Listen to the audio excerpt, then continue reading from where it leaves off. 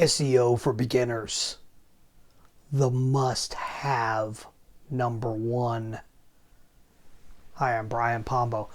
Welcome back to Brian J. Pombo Live. Let's talk a little bit about search engine optimization, shall we?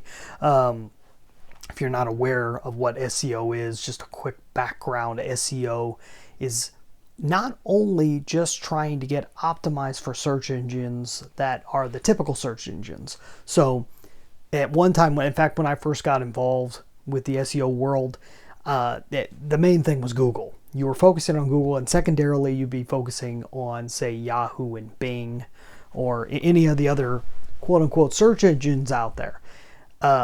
Nowadays, there are more search engines. There are very subtle differences between them. But even beyond just showing up in Google, you got to look at search engines within different apps and different websites. So you got to think about Amazon sometimes, depending on what it is that you're trying to get people to do or places that you're trying to get people to go. But you got to think about Amazon. You have to think about YouTube. You have to think about Facebook.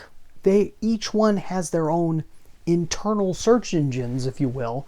And if you're wanting to show up there, you got to think about that. All right. And you got to think about all the different types of media and ways you want to show up in. And it can be really overwhelming. So here's the must have. The number one must have that you got to think about is who you want to click.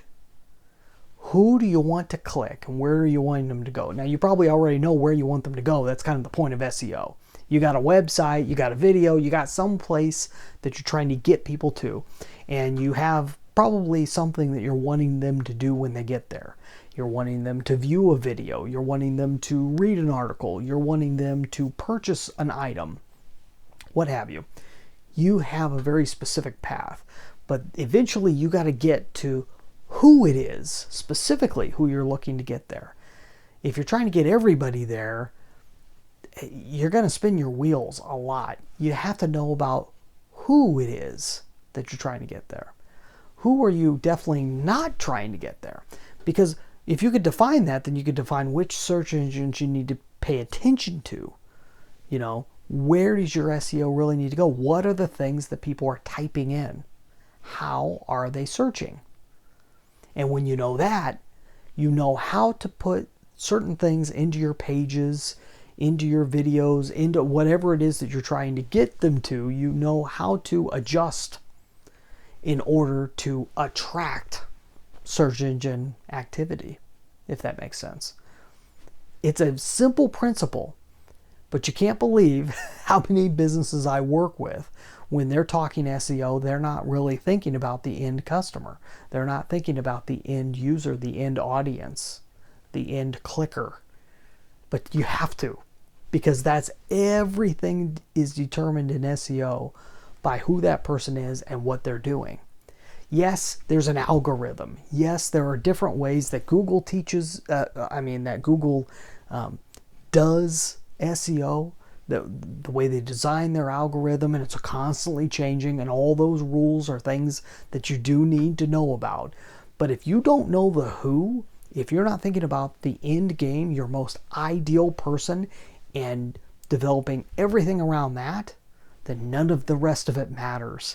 And SEO isn't that important. The best news is that nowadays, most CMSs that you're using, content management systems, any type of user-friendly apparatus, it's built in to help you to develop good SEO.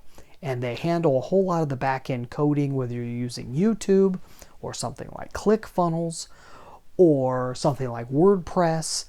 A lot of these things are all handled for you. And the coding automatically attracts search engine activity. But you have to know the who. It all comes back to that one principle. If you understand that, you get a whole long way with SEO before you ever need to hire it out to a professional. You could at least know the basics. If you know the basics of who you're after, what they're typing in, how they're searching for you, or how they ideally you would think they would be searching for you. That'll help you go a long way before you go out and hire someone, although you should really look into hiring a professional eventually. Now, don't hire me. I would help you find somebody to be able to do that for you if you needed that type of help. The people that I end up working with or partner up with are people who already understand me and my methodology. If you're interested at all, go check out my book. It's a short read, really easy, 9 ways to Amazon proof your business. You can get a free copy at amazonproofbook.com. That's all I got for tonight.